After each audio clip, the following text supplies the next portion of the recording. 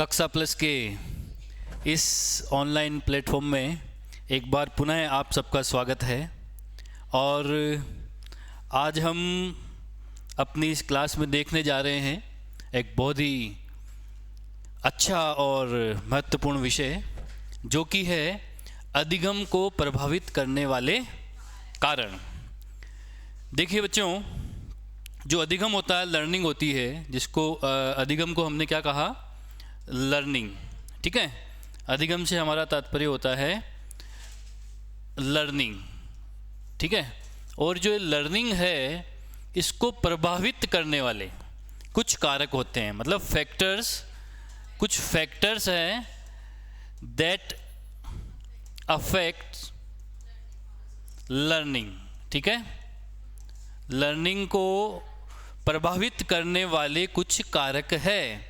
हम ऐसा नहीं कह सकते हैं कि हर परिस्थिति में जो लर्निंग है वो समान होती है, और इसीलिए हमारा ये प्रयास होता है जब हम बात करते हैं लर्निंग की, बच्चों के ज्ञान की, उसके सीखने के प्रयासों की, तो हम साथ में ये भी कहते हैं कि निश्चित रूप से ऐसे कुछ कारक है, ऐसे कुछ फैक्टर्स है जो हमारी अधिगम प्रक्रिया को प्रभावित करते हैं। इस स्लाइड के माध्यम से हम ये जानने का प्रयास करेंगे। और हर जो स्लाइड है जब भी प्रारंभ होती है, मैं आप लोगों से यही कहता हूँ कि आप ये मान के चलिए कि प्रत्येक जो स्लाइड है उसका मतलब है कि वो परीक्षा में आने वाला एक प्रश्न है। प्रत्येक स्लाइड परीक्षा में आने वाला एक प्रश्न है। और चूंकि हमने अब बहुत सारी स्लाइड्स कर ली है, तो निश्चित रूप से अगली क्लास में हम देखेंगे कि अब तक हमने जो किया और पिछले जो वर्षों के प्रश्न पत्र है उनके माध्यम से हम जानने का प्रयास करेंगे कि हमने कितना सीखा और कितने प्रश्न इन स्लाइड्स के माध्यम से परीक्षाओं में पूछे जा रहे हैं। हम बात कर रहे हैं कॉन्सेप्ट का निर्माण करने की, ताकि हमें पता चले कि कॉन्सेप्ट के आधार पर किस तरह से प्रश्नों को हम हल कर सकते हैं। तो हम बात कर रहे हैं कि अधिगम को प्रभावित करने वाले कारक, factors that affect learning process. हमारा जो लर्निंग प्रोसेस है उसको प्रभावित करने वाले कौन कौन से कारक होते हैं। सबसे पहला कारक क्या है, पूर्व ज्ञान, यानी प्रीवियस नॉलेज।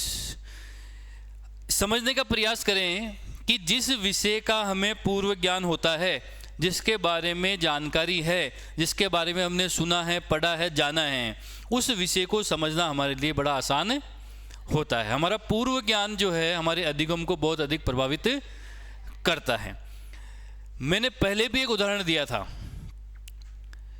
अगर हम कंपैरेटिव स्टडी करें तो आप देखेंगे कि हमारे आसपास में जो मेल और फीमेल है, जो मेल छात्र है या जो फीमेल छात्र है, राजनीति के प्रति उनकी समझ अलग अलग होती है।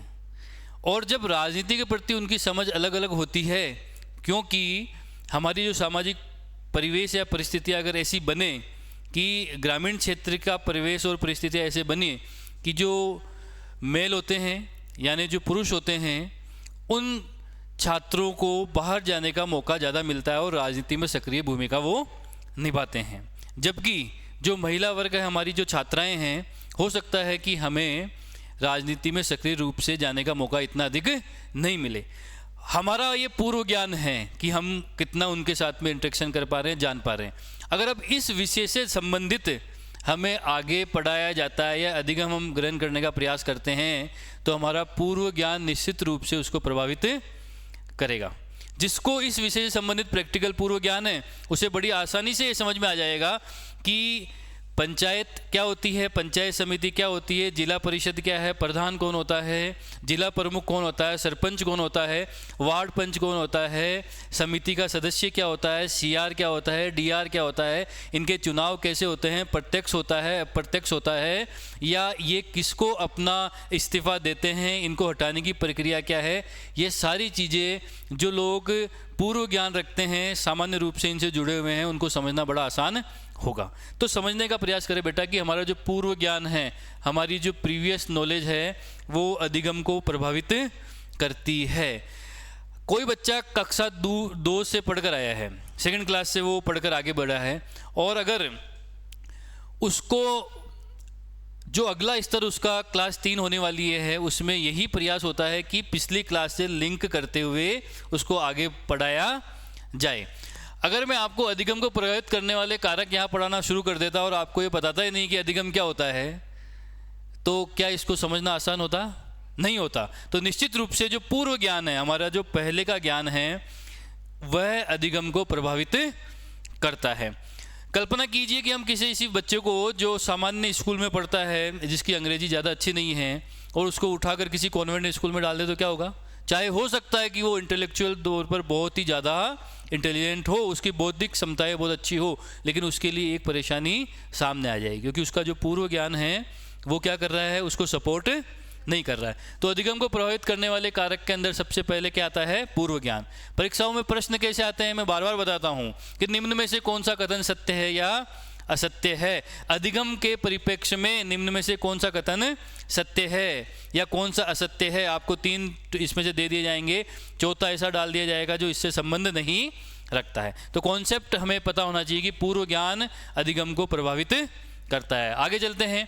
विषय वस्तु, जो हमारा कंटेंट है, जो विषय वस्तु है, उसका स्तर कैसा है। हम जब पढ़ाते हैं तो हमें ये भी ध्यान रखना होता है, जब बच्चा अधिगम करता है तो उसके लिए ये भी शिक्षण व्यवस्था में हमें जानकारी होनी चाहिए कि जो हमारा कंटेंट है, हमारी जो विषय वस्तु है, क्या वो विद्यार्थियों के अनुरूप है या नहीं है। दूसरा, इसका अगर हम परिप्रेक्ष्य देखें थोड़ा वृहद रूप से, तो ऐसा भी हो सकता है कि क्या विद्यार्थी जो अधिगम करने के लिए तैयार है उसको उसमें कितनी रुचि है, क्योंकि अलग अलग विद्यार्थियों की रुचि अलग अलग हो सकती है।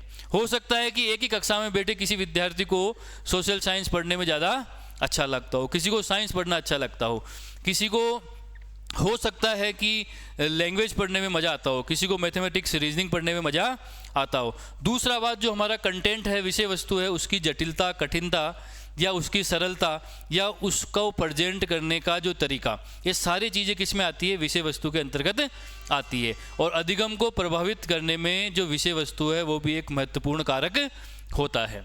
आगे चलिए, अधिगम को अगली जो चीज़ है वो प्रभावित करती है शारीरिक स्वास्थ्य एवं परिपक्वता। बच्चों ध्यान दें, प्रारंभ से हम बात कर रहे हैं बालक के शारीरिक और मानसिक विकास की। हम बात कर रहे हैं बालक के शारीरिक और मानसिक स्वास्थ्य की। ये सारी चीज़ें मनोविज्ञान में आपके साथ प्रारंभ से प्रारंभ होती है और अंत तक चलती हैं। देखिए, अगर किसी बालक का शारीरिक स्वास्थ्य और उसकी परिपक्वता अच्छी नहीं है तो निश्चित रूप से वो अधिगम को प्रभावित करेगी। अगर कोई बच्चा बार बार बीमार होता है, कोई बच्चा बार बार बीमार होता है और बार बार बीमार होने के कारण उसका क्रम जो है वो बनता नहीं है, और जब हम बीमार होते हैं तो क्या हमारी किसी चीज़ के प्रति रुचि रहती है? नहीं रहती है। ऐसी स्थिति किस में बनती है? अधिगम में बनती है। अगर हमारा शारीरिक स्वास्थ्य अच्छा नहीं है, अगर हमारी जो फिजिकल हेल्थ अच्छी नहीं है और हमारी जो फिजिकल मैच्योरिटी है वो भी ठीक नहीं है, तो ये क्या करेगा? अधिगम की प्रक्रिया को, अधिगम को प्रभावित करेगा। It can be one of the factors which affect the learning process, कि लर्निंग प्रोसेस को प्रभावित करने वाला एक फैक्टर ये भी हो सकता है। और वो क्या हो सकता है? हमारा शारीरिक स्वास्थ्य। जो बच्चे बार बार बीमार होते हैं, शारीरिक रूप से कमज़ोर होते हैं और जो इनको हम कुपोषित बोलते हैं, जिनको पोषण प्रारंभ जो सही तरीके का नहीं मिलता है, तो निश्चित रूप से वो बच्चे अधिगम प्रक्रिया में पिछड़ जाते हैं। आगे चलते हैं। बच्चे का मानसिक स्वास्थ्य व परिपक्वता। जैसे शारीरिक स्वास्थ्य है वैसे ही हम किसकी बात करते हैं? बच्चे के मानसिक स्वास्थ्य की। देखिए, बच्चे का जब विकास होता है, डेवलपमेंट होता है, तो उसमें 2 कारक साथ में चलते हैं। पहला कारक बच्चे का शारीरिक विकास और दूसरा कारक बच्चे का मानसिक विकास। ये दोनों चीज़ें साथ साथ चलती है। जैसे शारीरिक स्वास्थ्य अच्छा नहीं है, अगर बच्चे का मानसिक स्वास्थ्य अच्छा नहीं है तो निश्चित रूप से अधिगम प्रक्रिया को वो प्रभावित करेगा और बहुत ज़्यादा प्रभावित करेगा। प्रभावित नहीं करेगा, बहुत ज़्यादा प्रभावित करेगा। जो बच्चा मानसिक रूप से स्ट्रॉन्ग नहीं है, जो बच्चा एडजस्ट नहीं कर पा रहा है, या जो बच्चा मानसिक रूप से किसी रोग से ग्रसित है, तो आप मान के चलिए कि अधिगम प्रक्रिया जो है वो प्रभावित होगी और वो अच्छे से अधिगम नहीं कर पाएगा। आप देखते हैं कि बहुत से बच्चे ऐसे होते हैं जिनको अगर घर से दूर भेज दिया जाए तो उनका जो नेचुरल कैलिबर होता है उनके अंदर, वो उसको प्रदर्शित नहीं कर पाते हैं, क्योंकि वो हो सकता है कि वहाँ मानसिक रूप से अपने आप को सपोर्टिव महसूस नहीं करें। तो हमें उसका जो मेंटल हेल्थ, कौन सी है, मेंटल हेल्थ, और उसकी जो मैच्योरिटी है, ये भी उसके स्वास्थ्य को, उसके एक कारण बनने के कारण अधिगम को प्रभावित करती है। आगे चलिए, अधिगम की इच्छा, विल टू लर्न, बहुत ही महत्वपूर्ण बात है बेटा। हमने सब कुछ कर लिया, ठीक है, लेकिन अगर हमारी जानने की, सीखने की इच्छा ही नहीं है, अधिगम करने की इच्छा ही नहीं है। हर क्लास में ऐसे बच्चे होते हैं, हम देखते हैं कि कुछ बच्चे ऐसे होते हैं क्लास में जिनको आप कैसी भी परिस्थिति दे दें, लेकिन वो अंदर से इतने दृढ़ निश्चयी होते हैं इस बात के लिए कि हमें कुछ नहीं सीखना है। कुछ बच्चे ऐसे होते हैं जो यही सोच के चलते हैं कि गुरुजी आप कुछ भी कर लो, हमें तो नहीं सीखना है, हम कुछ नहीं करें, हम नहीं सीखेंगे। उनकी विल टू लर्न जो है उसका अपोजिट है, वो दृढ़ निश्चयी है, लेकिन किस लिए है, नहीं सीखने के लिए। और कुछ ऐसे होते हैं जिनकी सीखने के प्रति इच्छा शक्ति होती है कि हमें कुछ ना कुछ सीखना है, नया सीखना है, अधिगम करना है। और जब हम अपनी इच्छा शक्ति लेकर चलते हैं किसी चीज़ को सीखने की, तो सीखना बड़ा आसान हो जाता है। हो सकता है कि कोई बच्चे को मैथमेटिक्स से बहुत डर लगता हो, वो नहीं, उसे मैथमेटिक्स नहीं आती हो, लेकिन अगर उसने ठान लिया कि मुझे सीखना है, तो आप मान के चलिए कि वो ज़रूर सीखेगा। वो कैसे सीखेगा? कि हो सकता है कि किसी को सीखने में कठिनाई नहीं हो, वो उसे एक बार में सीख जाए, लेकिन अगर किसने ठान लिया, किसी की इच्छा शक्ति मजबूत है और उसे सही मौका मिल रहा है, सही गाइडेंस मिल रहा है, तो वो 2 बार 3 बार 4 बार में सीख जाएगा। कहा भी जाता है, रसरी आवत जात के सिल पर पड़त निशान, करत करत अभ्यास के जड़मत होत सुजान, रसरी आवत जात के सिल पर पड़त निशान। कि रसरी के आने जाने से, रस्सी के आने जाने पर तो पत्थर के ऊपर भी निशान पड़ जाते हैं, ठीक है। तो हमारा तो ये पूरा साहित्य मनोविज्ञान है, बहुत सारे ऐसे कोटेशन है, बीच बीच में आएंगे, मैं बताता रहूँगा आपको। तो विल टू लर्न, सीखने की इच्छा शक्ति अगर है तो कुछ भी नामुमकिन नहीं है। जब हम आगे पढ़ेंगे तो एक हम उदाहरण देते हैं, क्या देते हैं कि भाई घोड़े को तालाब के पास तो ले जाया जा सकता है, समझ गए, लेकिन उसको क्या आप पानी पिला सकते हो? तालाब के पास तो हमने उसको खींच के ले गए पकड़कर, अब उसको क्या पानी पी, आप उसको जबरदस्ती नहीं पिला सकते हो। उसकी इच्छा, वही स्थिति विद्यार्थी के साथ में होती है, समझ में आ रहे हो? तो अगर उसकी इच्छा ही नहीं है, विल टू लर्न ही नहीं है, तो वो कैसे सीखेगा? इसलिए अधिगम की इच्छा अधिगम को प्रभावित करने वाले कारकों में बहुत महत्वपूर्ण होती है। आगे चलते हैं, अभिप्रेरणा यानी मोटिवेशन। बेटा कल भी मैंने कहा था, पिछली क्लास में भी हमने कहा था कि अभिप्रेरणा को अधिगम का राजमार्ग कहा जाता है, ठीक है। अभिप्रेरणा को अधिगम का राजमार्ग कहा जाता है, यानी मोटिवेशन। कि बिना मोटिवेशन के सीखना बहुत मुश्किल होता है। कुछ बच्चे ऐसे होते हैं जो 100 में से 1 होता है, 2 होता है, जो सेल्फ मोटिवेटेड होते हैं, ठीक है, लेकिन वो गॉड गिफ्टेड होते हैं, गिफ्टेड बोलते हैं उनको, हम बोलते हैं गिफ्टेड चाइल्ड, वो बहुत कम होते हैं। लेकिन जनरली मोटिवेशन जो होता है, अभिप्रेरणा होती है, वो अधिगम में सबसे महत्वपूर्ण होती है। इसीलिए आपने देखा होगा कि जब आप छोटी क्लासेस में पढ़ते थे, हमारी जो प्रार्थना सत्र होता है उसका एक ही उद्देश्य होता है। विद्यालय में जो प्रार्थना सत्र होता है उसका एक ही उद्देश्य होता है कि बच्चे जब क्लास में जाए तो मोटिवेटेड होकर जाए कि हमें कुछ सीखना है। इसलिए कहा जाता है कि किसी विद्यालय में अगर सबसे महत्वपूर्ण कुछ है तो वो प्रार्थना सत्र है।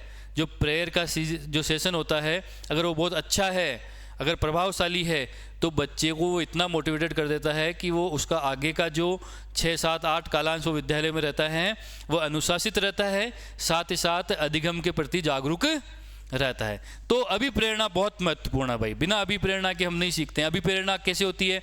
स्वतः होती है, हम किसी को देख कर सीखते हैं, ठीक है। हमने अभिप्रेरणा ले ली, हम बाजार में गए और हमने देखा कि कलेक्टर साहब की गाड़ी आ रही है, और कलेक्टर साहब की गाड़ी को जब हम देखा तो उसमें हमने देखा कि किस तरह की सुरक्षा गार्ड है उनके साथ में, क्या परिस्थिति है, लोग उनको किस तरह से सम्मान दे रहे हैं, क्या क्या वो कर रहे हैं। तो हो सकता है कि हमारे लिए वो बहुत बड़ी प्रेरणा बन जाए और हमें लगे कि why should not I also try for the IAS, कि मुझे क्यों नहीं करना चाहिए ट्राई।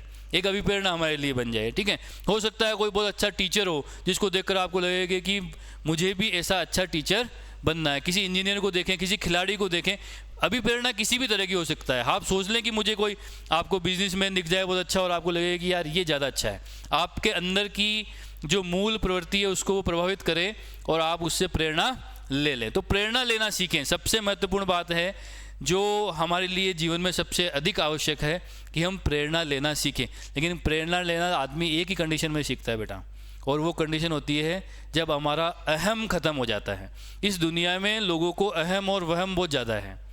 हमारे मन में एक ही भाव होता है, सामने वाले को देखकर हम कहते हैं कि तेरे से मैं सीखूंगा। ये एक बहुत बड़ी प्रॉब्लम है बेटा, ये प्रैक्टिकली बहुत बड़ी एक प्रॉब्लम है, और हमारे मन में ये हमेशा चलता रहता है। समझ में आ रहा है? हमारे मन में हमेशा चलता रहता है कि हमारा जो ईगो है, जो अहम है, वो इतना भारी होता है कि हम सामने वाले से कुछ सीखने के लिए तैयार नहीं होते हैं, और ये सबसे बड़ी प्रॉब्लम है। और जब वो अहम और वहम ख़त्म होता है तभी जाके आदमी किसी से प्रेरित होता है और उससे वो सीखने का प्रयास करता है। चलिए एक दूसरा टॉपिक है, कभी इस पर बाद में बात करेंगे। आगे चलते हैं। अगला विषय है थकान अधिगम को प्रभावित करते। कितने छोटे छोटे पॉइंट है लेकिन कितने महत्वपूर्ण। आपको परीक्षा में प्रश्न दे दिया जाएगा, उसमें से 3 दे दिया, आपको थकान भी दे दिया, इसमें मानसिक स्वास्थ्य दे दिया, विषय वस्तु दे दी, और चौथा कुछ ऐसा दे दिया जो इससे संबंधित नहीं है ना। तो अब हमें पता होना चाहिए कि थकान अधिगम को प्रभावित करती है, नेचुरल है। आप जो पहले कालांश में आप अधिगम करेंगे, आप 8वें कालांश में वैसा नहीं कर सकते हैं, ठीक है। इसीलिए जब समय विभाग चक्र विद्यालय का बनाया जाता है, टाइम टेबल बनाया जाता है, तो ये से इस तरह से निर्देशित किया जाता है कि जो कठिन विषय है उनको हम पहले लें। ऐसा समय विभाग चक्र बनाएं कि जब बच्चा घर से फ्रेश होकर आए, एकदम उसका माइंड एकदम फ्रेश हो और वो अधिगम के प्रति भी एकदम तैयार हो, तो गणित पढ़ाएं या जो और भी आपको जटिल विषय है उनका हम प्रयास करें कि उनकी कक्षाएं पहले लगाई जाए, और जो रुचिकर विषय है उनको हम बाद में भी ले सकते हैं। अगर हिंदी में कोई कहानी पढ़ानी है तो उसको 4 घंटे पाठ में भी सुना जा सकता है, लेकिन गणित के अंदर बहुत जटिल अगर हमें समीकरण पढ़ाने हैं, अगर 4 घंटे बाद में उसे पढ़ाया जाएगा तो थकान हमारे ऊपर हो सकता है कि हावी हो जाए। थकान मानसिक भी हो सकती है, शारीरिक भी हो सकती है। अगर हम शारीरिक रूप से थके हुए हैं तो भी अधिगम करना मुश्किल है, और हम मानसिक रूप से थके हुए हैं कि हम आए तो भी हैं लेकिन हमारे पिछला जो 2 घंटा 3 घंटा मानसिक रूप से हम थक गए किसी कारण से, तो भी अधिगम प्रक्रिया हमारे लिए जटिल बन जाती है। फटीग, क्या बोलते हैं इसको? फटीग, थकान को, कि ये जो है हमारे लिए अधिगम को प्रभावित करने वाला एक महत्वपूर्ण कारक है। आगे चलते हैं। वातावरण बहुत ही जोरदार चीज़ है भाई। वातावरण हमारे आसपास का एनवायरनमेंट, माहौल। आपने कुछ दिनों से महसूस करा होगा इस बात को तो कि वातावरण कैसे प्रभावित करता है। कक्ष का वातावरण सबसे पहले, अगर कक्ष एयरी नहीं है, हवादार नहीं है, प्रकाशदार नहीं है, या जो हमारा मौसम चल रहा है उसके विपरीत है, कि अगर गर्मी का मौसम चल रहा है और पता चल रहा है उसमें जाने के बाद में सफोकेशन कंडीशंस है, हमें और ज़्यादा जो गर्मी लग रही है, परेशान हो रहे हैं, तो क्या ऐसी कंडीशन में अधिगम अच्छा होगा? कतई ही नहीं होगा। ठंड का मौसम है, खिड़कियाँ बड़ी बड़ी खुली है, ठंडी हवाएं चल रही हैं, तो ऐसा नहीं हो सकता है। ये मैंने क्या बताया, कक्ष का वातावरण। इसके अलावा सामाजिक वातावरण, हमारे आसपास के लोगों का वातावरण। वातावरण शब्द छोटा है लेकिन इसका अर्थ बहुत बड़ा है। वातावरण फिजिकल भी हो सकता है और हमारे आसपास का भी हो सकता है, हमारा मानसिक भी हो सकता है, हमारे घर परिवार का भी हो सकता है, कक्ष का भी हो सकता है, विद्यालय का भी हो सकता है। तो सबसे जोड़कर देखें कि वातावरण प्रभावित करेगा। लेकिन सबसे पहला वातावरण कौन सा? जहाँ पर हम बैठकर अधिगम प्रक्रिया को चला रहे हैं। अगर वातावरण अच्छा नहीं है तो पढ़ना मुश्किल हो जाता है। सोचिए, कल्पना कीजिए, ये तो मैंने बताया था कि कक्ष की परिस्थितियाँ। कल्पना कीजिए कि हम ऐसी जगह बैठे हैं जहाँ पर अधिकतर बच्चे वैसे हैं जिनको पढ़ने में रुचि नहीं है, तो भी आपका वातावरण खराब हो जाएगा। बार बार क्लास डिस्टर्ब हो रही है, ठीक है, तो भी आपका जो अधिगम के प्रति जो प्रक्रिया है उसमें वह एक महत्वपूर्ण कारक होगा कि आपके अधिगम को वो प्रभावित करेगा। तो वातावरण हमारा सामाजिक, आर्थिक वातावरण में आर्थिक वातावरण भी आता है। प्रश्न पूछ लिया जाता है बहुत सी बार परीक्षाओं में, हमें केवल लगता है कि सामाजिक वातावरण ही होता है, है ना। क्योंकि हम जब अखबार पढ़ते हैं या रील्स देखते हैं तो उसमें बार बार हमें बताया जाता है कि आर्थिक वातावरण हमें नहीं रोक सकता है, ठीक है। तो निश्चित रूप से आर्थिक वातावरण आपको नहीं रोक सकता है अगर हमारी विल टू लर्न बहुत ही ज़्यादा अच्छी है। लेकिन अगर आर्थिक परिस्थितियाँ भी एक कारक बन जाती है बहुत सी बार हमारे अधिगम को प्रभावित करने के लिए, क्योंकि हो सकता है कि आर्थिक रूप से हमारी स्थिति अच्छी नहीं हो, हमारे ऊपर बहुत सारा जिम्मेदारियां हो और हमारे दिमाग को बार बार वो पिंच करें कि हमें ये करना चाहिए या नहीं करना चाहिए। अगर हम डायलेमा की स्थिति में हैं तो अधिगम की प्रक्रिया को वो भी प्रभावित करेगा। तो वातावरण निश्चित रूप से प्रभावित करेगा। अगला अधिगम के सिद्धांत, कि किन सिद्धांत को लेकर अधिगम प्रक्रिया जो शिक्षण प्रक्रिया है वो चलाई जा रही है, ये भी निश्चित रूप से अधिगम को प्रभावित करता है, लर्निंग को प्रभावित करता है। बेटा अगर शिक्षक प्रभावशाली है और उसके पढ़ाने के सिद्धांत और तरीके प्रभावशाली है तो निश्चित रूप से अधिगम की प्रक्रिया सरल बन जाती है। कंटेंट एक ही होता है लेकिन जो सिद्धांत, जिन सिद्धांतों का उपयोग करते हुए, जिन प्रक्रियाओं का उपयोग करते हुए शिक्षक उन्हें आपको पढ़ाता है, वो हर शिक्षक और हर व्यक्ति विशेष पर ये निश्चित रूप से प्रभावशाली नियम के रूप में हम इसको समझ सकते हैं कि अगर एक शिक्षक अच्छे अधिगम के सिद्धांतों को लेकर चल रहा है और आपको अच्छे से अच्छे पढ़ाने का प्रयास कर रहा है तो अधिगम प्रक्रिया आपके लिए सरल बन जाएगी। विज्ञान पढ़ा रहे हैं, एक शिक्षक आपको विज्ञान क्या कर रहा है, केवल किताब में पढ़ा रहा है, और दूसरा प्रैक्टिकली आपको लैब में पढ़ा रहा है, तो निश्चित रूप से अधिगम प्रक्रिया है प्रभावशाली कहाँ होगी हम समझ सकते हैं। कंप्यूटर का विषय आपको एक तो केवल किताबों में पढ़ाया जा रहा है और दूसरा विषय आपको प्रैक्टिकली पढ़ाया जा रहा है, तो आप समझ सकते हैं कि कौन सा विषय आपको ज़्यादा समझ में आएगा। इसलिए आजकल कहा भी जाता है कि करके सीखना चाहिए, कि विषय को हम क्या करें, करके सीखें। तो अधिगम के जो सिद्धांत है, जो नियम हैं, उनको लेकर चल रहे हैं अगर हम, तो अधिगम प्रक्रिया प्रभावित निश्चित रूप से होगी। और जब भी हम प्रभावित शब्द को समझ रहे हैं तो आप दोनों शब्द में समझे। कौन से शब्द में समझे, नकारात्मक में और सकारात्मक में, कि ये चीज़ें सकारात्मक भी हो सकती है और नकारात्मक भी हो सकती है। कि हम अगर वातावरण की बात कर रहे हैं तो अच्छा वातावरण हुआ तो अधिगम को कैसे प्रभावित करेगा, सकारात्मक रूप से, और अगर अच्छा वातावरण नहीं है तो कैसे करेगा, नकारात्मक रूप से। आगे चलते हैं, वंशानुक्रम। वंशानुक्रम बेटा जब भी हमने प्रारंभ में भी बात करी थी, आगे भी हम बात करेंगे जब हम चाइल्ड डेवलपमेंट की बात करेंगे, विकास की बात करेंगे। वंशानुक्रम भी अधिगम को प्रभावित करने वाला एक कारक होता है।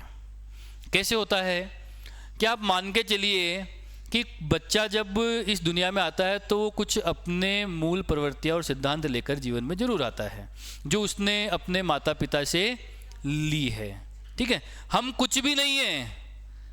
तुम्हें अगर कोई गलत फहमी हो कि हमारे अंदर कुछ ज़्यादा है, तो कुछ भी नहीं है। जो हमारे माता पिता है वही हम हैं। कम ज़्यादा माता पिता और थोड़ा बहुत हमने अपना कुछ उसमें मिला लिया, ठीक है, बाकी हम वहाँ से लेकर आए हैं। तो वंशानुक्रम निश्चित रूप से प्रभावित करेगा। हो सकता है कि मेरी रुचि या मेरे अंदर क्या हो, साहित्य के प्रति बहुत प्रेम हो, ठीक है, और मुझे जो है विज्ञान के विषय कठिन लगते हो, और ऐसा ही कुछ वंशानुक्रम में उसकी माता के उधर से आ रहा है, ठीक है।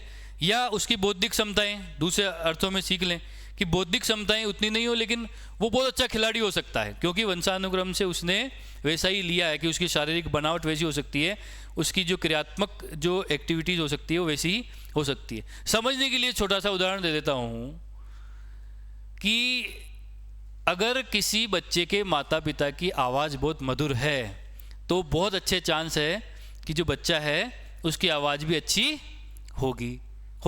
तो वही सारी प्रक्रिया किस में चलती है, अधिगम प्रक्रिया को भी ऐसे ही प्रभावित करते हैं।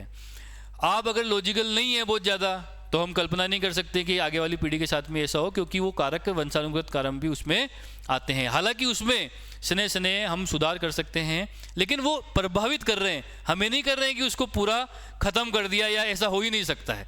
प्रभावित करने वाले कारक है कि गति को वो प्रभावित कर देगा, उसकी गति को वो प्रभावित कर देगा, केवल ये प्रभावित कर रहे हैं, ऐसा नहीं कह रहे हैं हम कि बिल्कुल अधिगम हो ही नहीं सकता है।